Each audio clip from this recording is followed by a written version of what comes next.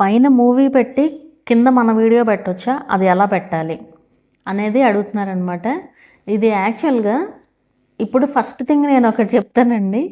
Movie related videos పెట్టి నేను ఈ యూట్యూబ్ వాళ్ళు టిప్స్ చెప్పిన దాంట్లో చెప్పాను మీకు ఒకటి, లేయరింగ్ టెక్నిక్ అనేసి.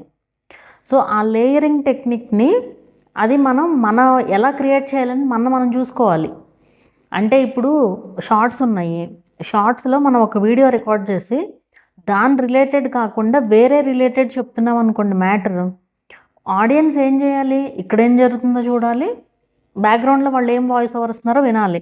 అది 2 లేయర్స్ అన్నట్టు, వీడియో ఒక లేయర్, ఆడియో ఒక లేయర్ అన్నట్టు.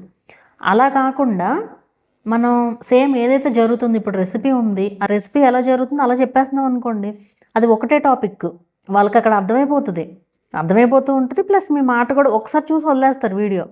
అలా కాకుండా డబల్ లేయర్ ఉంటే ఏంటంటే 2 టైమ్స్ చూస్తారు. ఇది అసలు ఉద్దేశం అనమాట లేయరింగ్ అంటే.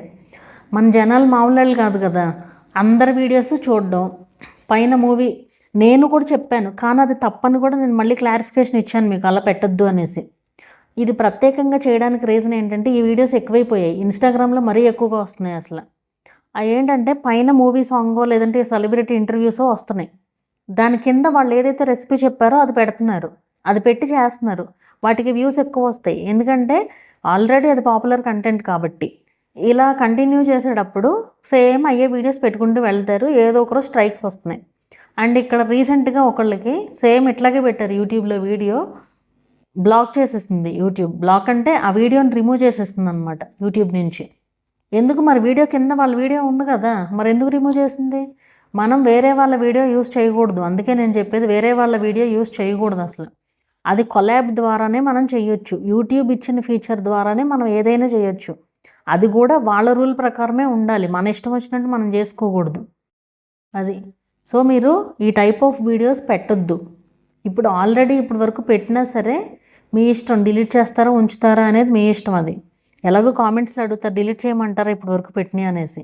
ఇది తప్పు అని చెప్పాను అంటే అది డిలీట్ చేయమనే కదా అర్థం. మళ్ళీ అడిగితే ఏం చెప్తాను చెప్పండి. అది మీ ఇష్టం, మీరు ఏది చేయాలంటే అది చేయండి, కానీ పెట్టకూడదు. ఏంటంటే యూట్యూబ్లో మనం ఏ మిస్టేక్ చేస్తున్నామో అయ్యే యూట్యూబ్గా రూల్స్గా చేస్తుంది. ఇప్పుడు షార్ట్స్ ఏది పెట్టినా ఎలా పెట్టినా మానిటైజేషన్ ఇస్తాము, మీ ఓన్ కంటెంట్ అయితే చాలు అని చెప్పింది యూట్యూబ్ ఫస్ట్లో. బట్ ఇప్పుడు అలా లేదు, బోల్డెన్ రూల్స్ ఉన్నాయి షార్ట్స్లో కూడా. అలా ఉంటుంది యూట్యూబ్తో. ఎప్పుడు ఏ రూల్ మారిపోతుందో మనకు తెలియదు, ఎందుకంటే ఇవన్నీ మనం చేసే మిస్టేక్సే. ఈ షార్ట్స్ ఎప్పుడైతే వచ్చాయో అప్పటి నుంచి ప్రతి ఒక్కళ్ళ చేతిలో స్మార్ట్ ఫోన్ ఉంటుంది, ప్రతి ఒక్కళ్ళు ఎక్కడో చోట వీడియో తీయడం వచ్చేస్తుంది. వీడియో తీయడం, మా యూట్యూబ్ ఉంది కదా దాంట్లోకి పడేయడం ఒక షార్ట్, ఏదో ఒక మ్యూజిక్ పెట్టి. అందుకే మనకి రూల్స్ వచ్చినాయి. షార్ట్కి మనకి రెవెన్యూ వస్తుంది. ఇప్పుడు ఎలా పడితే అలా పెడితే రెవెన్యూ ఎందుకు ఇవ్వాలి మీకు? ప్రతిదీ కూడా రూలేనండి, ప్రతిదీ కూడా రూలే. సో మీరు అన్నీ ఫాలో అయితేనే మీకు మానిటైజేషన్ కూడా అవుతుంది ఛానల్. సో వేరే వాళ్ళ వీడియో అనేది అసలు మనకు పర్మిషన్ లేనప్పుడు పెట్టకూడదు, పర్మిషన్ ఉన్నా కూడా పెట్టకూడదు అది. సో మీకు అర్థమైంది కదా, అది మీకు రీయూజ్డ్ అని రావచ్చు, ఇలా బ్లాక్ కూడా అయిపోవచ్చు.